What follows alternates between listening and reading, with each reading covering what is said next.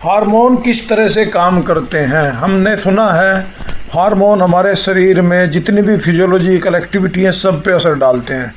बहुत सारे control hormone के द्वारा होता है। हमने बहुत सारे हार्मोन के बारे में पढ़े हैं। हार्मोन की कमी से बीमारी हो जाती है। हार्मोन ये इस रिएक्शन को कंट्रोल करते हैं। कंट्रोल कैसे करते हैं? What is the mechanism? इसके लिए दो तरह की मैकेनिज्म है। हार्मोन अपना असर जिस ऑर्गन पे डालते हैं तो किस तरह से डालते हैं? वास्तव में उस ऑर्गन में कुछ प्रोटीन होती हैं जो हार्मोन रिसेप्टर का काम करती हैं।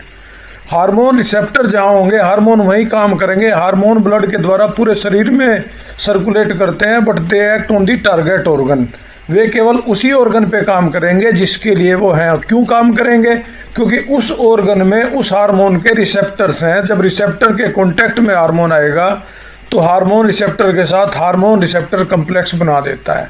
हार्मोन रिसेप्टर कम्प्लेक्स बनाने के बाद यहाँ भी दो तरह की रिएक्शन है, एक आउटसाइड द सेल, एक इनसाइड द सेल। जब टारगेट सेल पे पहुँचते हैं तो उसमें कुछ हार्मोन तो सेल के अंदर एंटर कर जाते हैं जो सेल मेम्ब्रेन में को परमेबल होते हैं।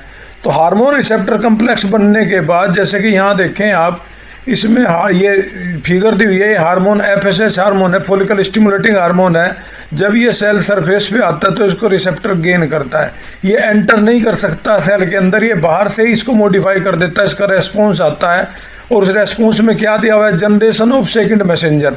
सबसे पहला मैसेंजर तो जब ये इस पे टकराया, रिसेप्टर ने इसको गेन किया मेम्ब्रेन पे, फिर इसमें सेकंड मैसेंजर उत्पन्न होगा। वो सेल के अंदर बायोकेमिकल रेस्पॉन्स पैदा करेगा, वो उसका फिजिकल रेस्पॉन्स पैदा करेगा। जो भी इसका असर है ये बाहर से ही इसका चेंज कर देता है। अब सिंपल सी ये बात मान के चले, इसका एग्जांपल मैं आपको बड़ा आसान सा देता हूँ। कोई आदमी हमारे घर के बाहर कोई लेटर लेके आया और बाहर ही हमें लेटर दे दिया, उसको हमने घर में नहीं आने दिया, उस लेटर को हमने पढ़ा तो उस लेटर में जो मैसेज है वो हमारे सारे घर में स्प्रेड हो गया।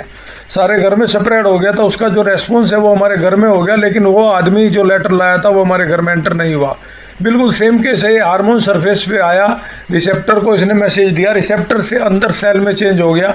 ये तो पहला है उन हार्मोन के लिए जो सेल के अंदर एंटर नहीं करते, बायोकेमिकल चेंज हो जाती है।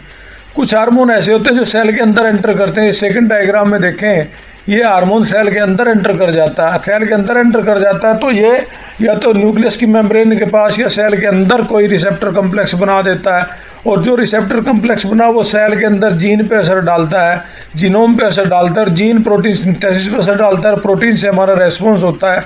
तो दो तरह का एंजाइम का रेस्पॉन्स होता है, एक आउटसाइड दी सेल, एक इनसाइड दी सेल। इधर भी ये डायग्राम इंसुलिन का दिखाया हुआ, इंसुलिन के रिसेप्टर हैं।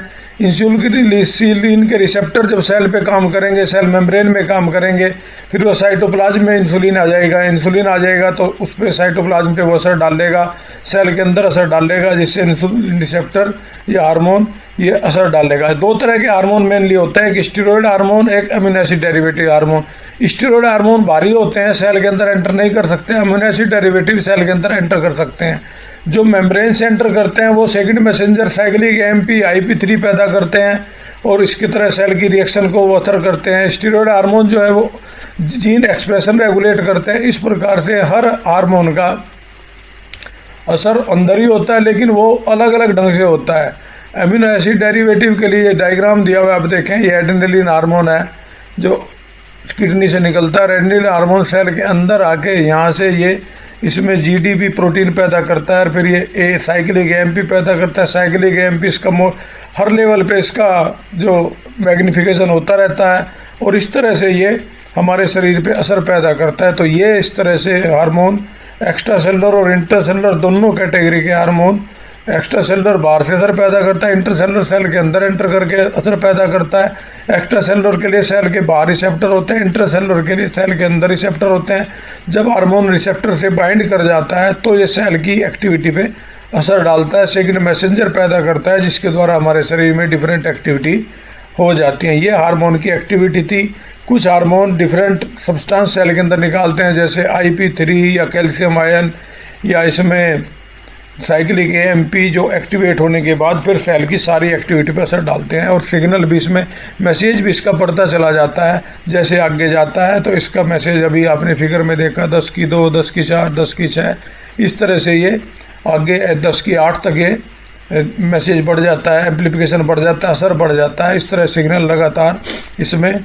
तो एक molecule adenyl cyclase enzyme 100 molecule cyclic AMP बना देता है, और इस प्रकार से लीवर और मसल्स में जब ये जाते हैं तो इसमें इसी तरह से इनसे एक्टिविटी होती है, इस तरह से इनकी एक्टिविटी बढ़ जाती है, जिसके द्वारा एंजाइम एक्टिवेट होकर लगभग 100 एक मोलिक्यूल से ये दिया हुआ एक एक्टिवेट कर देता, प्रोटीन काइनेज ए एक्टिवेट करता लगभग 100 मोलिक्यूल एंजाइम फास्फोराइल काइनेज के। इस प्रकार से सिंगल मोलिक्यूल एडेनिन का ये लगभग 100 मिलियन मोल ऑफ ग्लूकोज के 1 या 2 मिनट में पैदा कर देता है। कुछ एंजाइमों का कुछ एंटागोनिस्टिक इफेक्ट है, बहुत सारी सेल एक से ज़्यादा मैसेंजर पैदा करती हैं, मोर देन 1 और 2 मैसेंजर।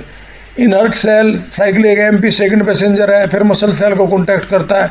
इस तरह साइक्लिक जीएमपी एक्ट करता है, सेकंड मैसेंजर मसल को स्लो कर देता है।